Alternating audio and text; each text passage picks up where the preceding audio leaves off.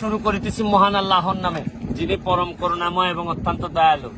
আপনারা অনেকেই ভাবেন যে এইরকম পানির সৌন্দর্য মনে হয় শুধু কক্সবাজার অথবা কুয়াকাটাতে, কিন্তু এইরকম সৌন্দর্য যে এই লালদিয়া দ্বীপ, লালদিয়ার চরেও যে আছে, এটা পাথরঘাটায় পড়ছে।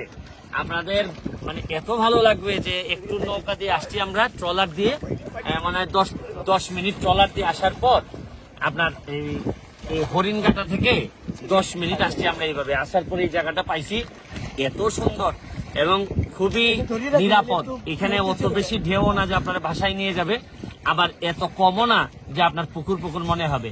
পিছনে আপনি দেখেন, এই যে পিছনে এটা হচ্ছে কি আপনার পায়রা বিদ্যুৎ কেন্দ্র, এই জায়গাটা তাপ বিদ্যুৎ কেন্দ্র।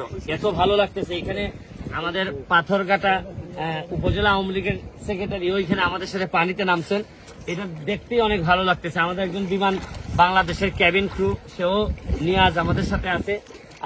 সেক্রেটারি সাহেব, কিছু বলবেন যে কেমন লাগে আপনার এই যে এই বয়সে যে নেমে গেছেন আপনি? ভালো লাগতেছে, বিশেষ করে সুমন ভাই যে এই যে সমুদ্রের মধ্যে নেমে গেছে, এটা আমার অভ্যাস আছে, এই যে সিলেটের মানুষ না আমার অভ্যাস আছে। দেখেন, এই যে মজার জিনিস হচ্ছে কি, এটা আমরা মোহনায় আছি, একদিকে হচ্ছে গিয়ে বিষখালী আছে নদী, এদিকে পায়রা নদী, আর গলেশ্বর হচ্ছে গিয়ে ওইদিকে, না মানে অনেকগুলা নদীর কিসের মোহনা হচ্ছে গিয়ে এই জায়গাটা। আমি আপনাদেরকে বলবো যে যারা এই সব এলাকায় থাকেন, বরিশালে থাকেন বা বিভিন্ন জায়গা থেকে এই লালদিয়া চরে আসতে পারেন। এবং আমি এখানে অনেকগুলা প্ল্যান দিয়ে গেছি যে এইগুলা যদি কার্যকর করা যায়, এখানে আরো সুন্দর সুন্দর পর্যটনের জন্য স্পট তৈরি হবে, পর্যটকদের সুবিধার জন্য যা যা করা লাগে এগুলা করা হবে। আমি চাই যে পর্যটন শিল্পটা অনেক দূর এগিয়ে যাক। আপনারা আসতে পারেন, দেখেন কি সুন্দর, এবং এটাও দেখেন যে আমরা কিভাবে আনন্দ করতেছি। অনেক আমরা ডুব দিব নাকি?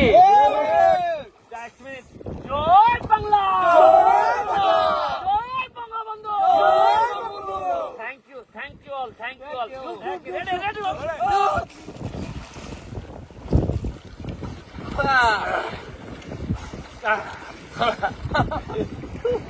বেশি